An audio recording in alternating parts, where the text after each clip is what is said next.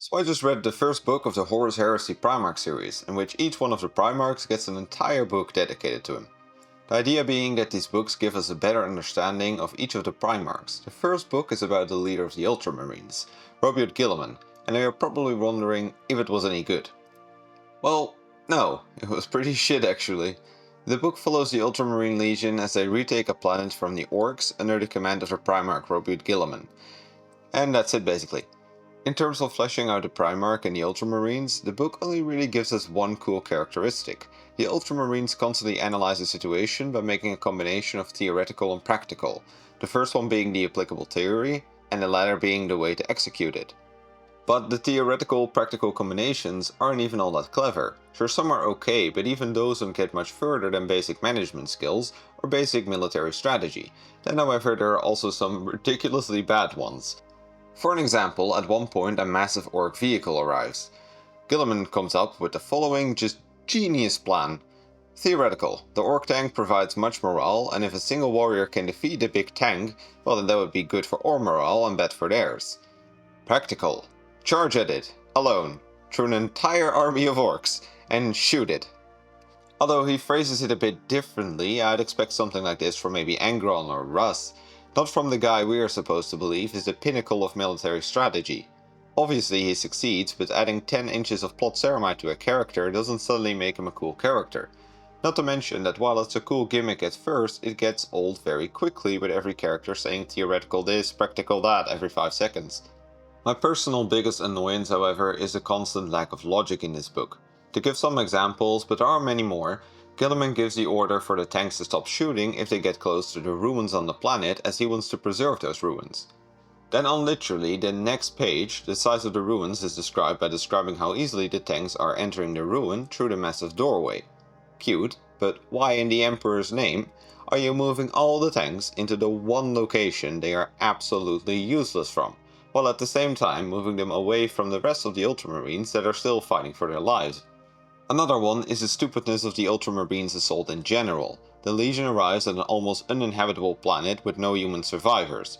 Furthermore, the planet is infested with orcs and does not contain any important artifacts or resources.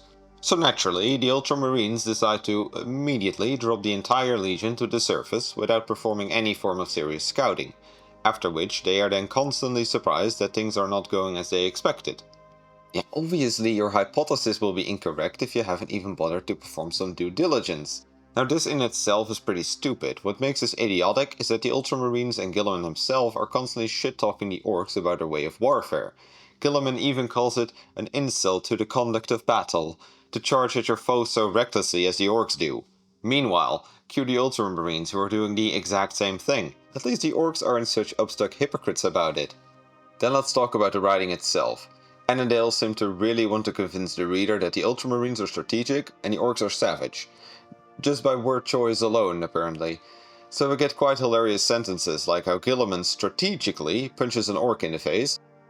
Or my favorite is probably the orcs being described as an uncontrolled fury. Come on man, you could have at least pulled out a thesaurus for that. Just by using descriptive words, however, you cannot completely alter the reader's perception of a character. The character needs to act the way you describe him as well, for it to be convincing.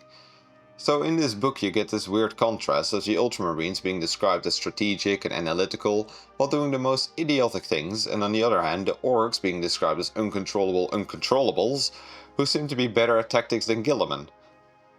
So is this book all bad then? No. The book is almost entirely composed of fight scenes, and if you can look past the idiocy of the Ultramarines, they are actually pretty entertaining. The combat is completely over the top and ridiculous, so basically it's 40k combat at its best. In a way, this book is like the ending of Game of Thrones. The plot sucks, it doesn't deliver what was promised, the characters are suddenly morons clad in pure plot armor, but the action scenes were still really cool.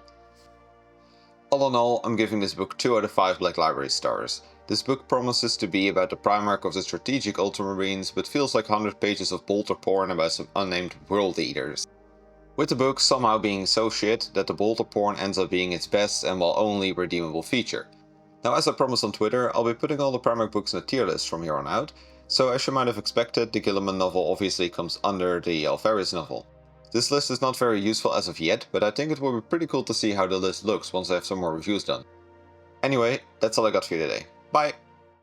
If you liked this video, please consider subscribing and click ringing the bell to appease the Great Horned Rat. For more lore content, please check my main channel and leave any book recommendations in the comments down below. I gotta get back to reading the next book.